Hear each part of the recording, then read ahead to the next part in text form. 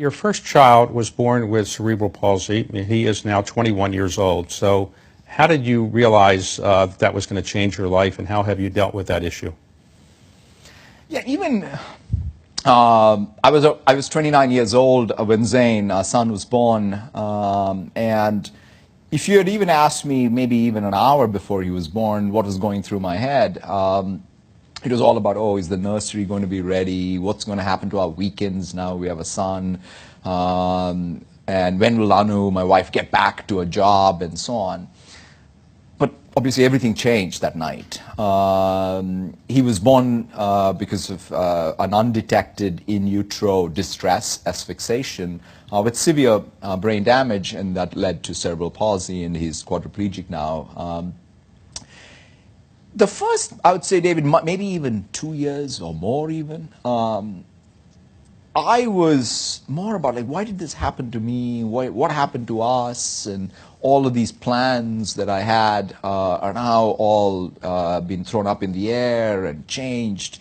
Whereas Anu, my wife, what came naturally to her as a mother was, she said, okay, I'm not going back to my job. I'm going to really care for my son, drive him around for therapy after therapy. And I watched that.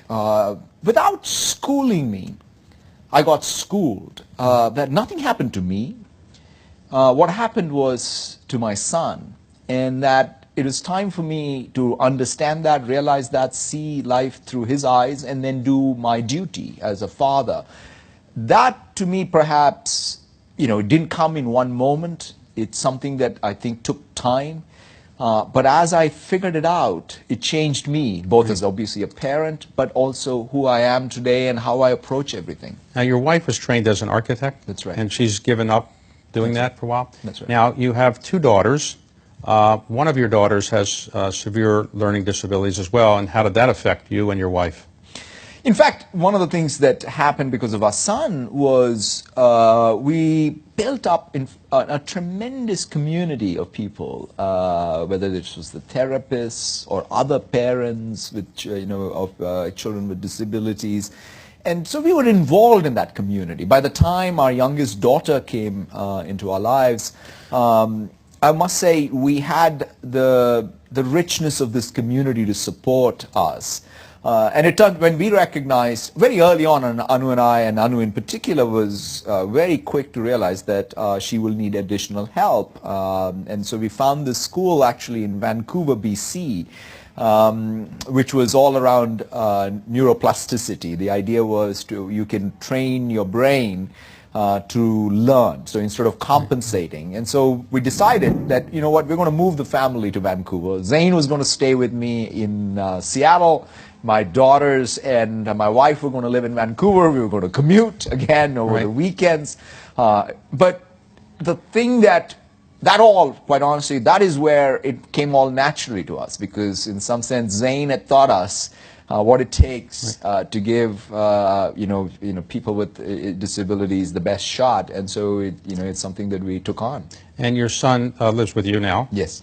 And one of the qualities that you say you got from all this was empathy, and that the result of having empathy made you a better CEO and a better person. Is that fair?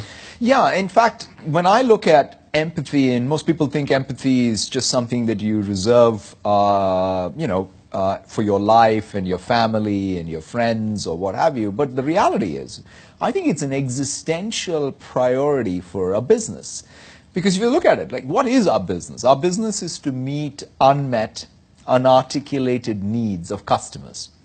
There is no way our innovation to meet unmet, unarticulated needs is going to come about if we don't listen. Not just listen to the words, but go deep to understand what the needs are behind it. So I think empathy is core to innovation. And life's experience, if you listen and you learn from, teaches you. I wouldn't claim, as I've sort of even talked about it, with any innate capability of empathy that I was born with. If anything, it's life that has taught me. And if anything, my pursuit is every year, is there growing sense of empathy for people around me.